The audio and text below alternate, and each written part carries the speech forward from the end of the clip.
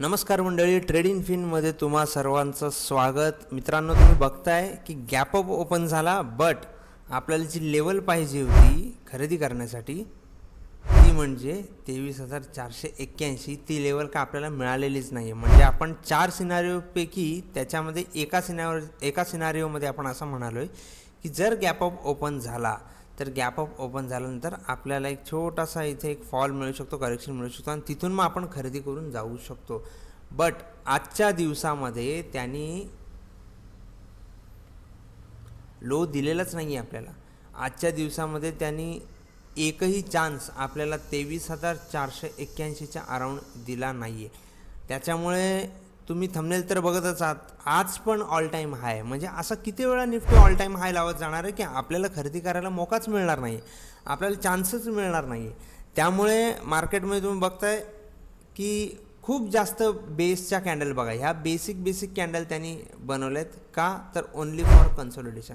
ह्या कन्सोलिडेशनच्या मागचं कारण जर काही असेल तर ते म्हणजे हायेस्ट इम्प्लाइड व्हॉलेटिलिटी. आता हायेस्ट इम्प्लाइड व्हॉलेटिलिटी कुठे होती, त्याचा जर थोडक्यात अभ्यास केला तर तुमच्या लक्षात येईल की 4 जूनची ही जी तुम्ही कॅन्डल बघताय हा म्हणजे आपला मतमोजणीचा दिवस. आणि मतमोजणीच्या दिवशी तुम्ही इम्प्लाइड व्हॉलेटिलिटी बघा, ऑलमोस्ट 54च्या आसपास होती. जर मी इथे नेलं तर तुमच्या लक्षात येईल 4 जूनला 51च्या आसपास इम्प्लाइड व्हॉलेटिलिटी होती.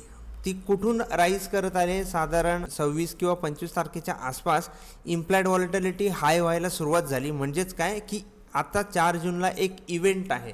म्हणजेच काय की मतमोजणीचा इव्हेंट असल्यामुळे इम्प्लाइड व्हॉलेटिलिटी हाय केली.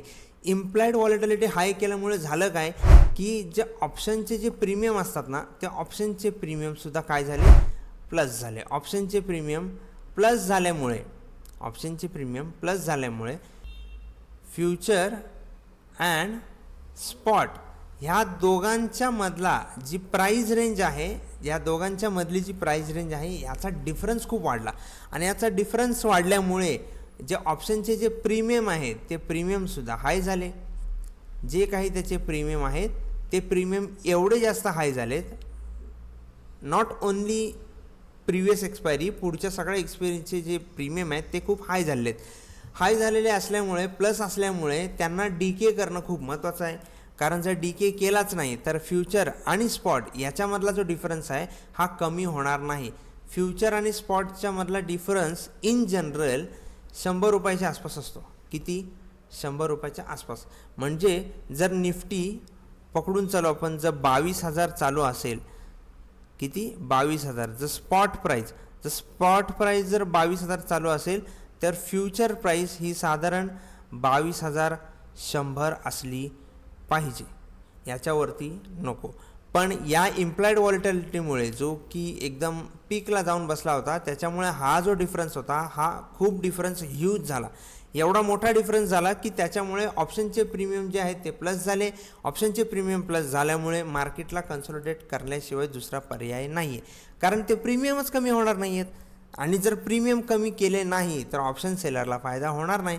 कारण ऑप्शन सेलर एक लॉट विकण्यासाठी साधारण 1 ते 1.5 लाख रुपयांचा उपयोग करतो. अदरवाईज जर तोच एक लॉटचा आपल्याला खरेदी करायचा असेल तर आपल्याला 2,500 ते 3,000 रुपये खूप झाले. आता ज्याच्याकडे जास्त पैसा, मार्केट त्याचंच ऐकणार. ही एकदम बेसिक कन्सेप्ट आहे. त्याच्यामुळे हा जो कन्सोलिडेशन आपल्याला बघायला मिळतोय आजच्या दिवसात किंवा आधीच्या दिवसात किंवा एवढ्या मागच्या पूर्ण दिवसामध्ये, त्याचं एकच कारण होतं, ते म्हणजे प्रीमियम डीके. आणि प्रीमियम डीके करण्यामध्ये ऑप्शन सेलरचा खूप मोठा हात आहे. आजसुद्धा तुम्ही बघताय IV एवढ्या जास्त बॉटमला आहे की इथून खरेदी करण्याशिवाय दुसरा पर्यायच नाही. म्हणजे इथून हा ॲक्च्युअल खरेदीचा मार्केट आहे. मग लोएस्ट IV किती आहे, तर लोएस्ट IV आहे 7 पर्यंत. मिन टू मिन, मिनिमम टू मिनिमम आपल्याला लोएस्ट IV बघायला मिळेल 7 पर्यंत. म्हणजे काय की सर्वात कमी इम्प्लाइड व्हॉलेटिलिटी. आणि त्याच्यानंतर पुन्हा एकदा मार्केट आपल्याला अपट्रेंडला जाताना बघायला मिळू शकतो.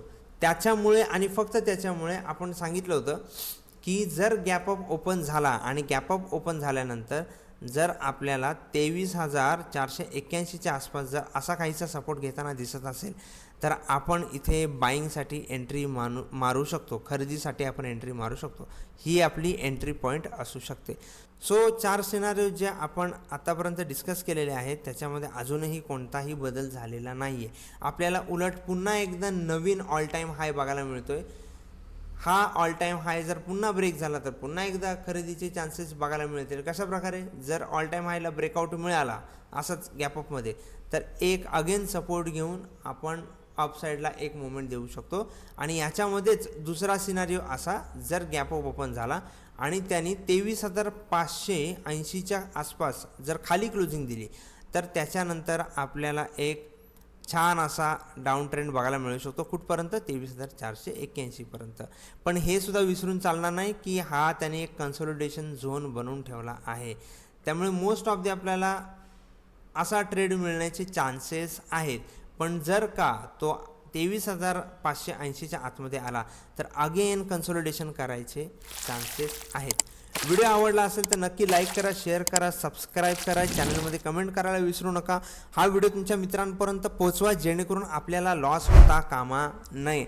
जर अजूनही आपल्याला लॉस होत असेल, तुम्ही व्हिडिओ बघितल्यानंतर सुद्धा जर तुम्ही बाय सेलची शॉपिंग करत असाल तर मग त्या व्हिडिओ बघण्याला आणि तुमच्या स्टडी करण्याला मुळात काहीच अर्थ नाही. त्यामुळे लवकरच सुधरा. मध्येच कुठेतरी बाय सेलची शॉपिंग करू नका. आपण प्रत्येक ठिकाणी सावधान करण्याचा तुम्हाला प्रयत्न करतोय.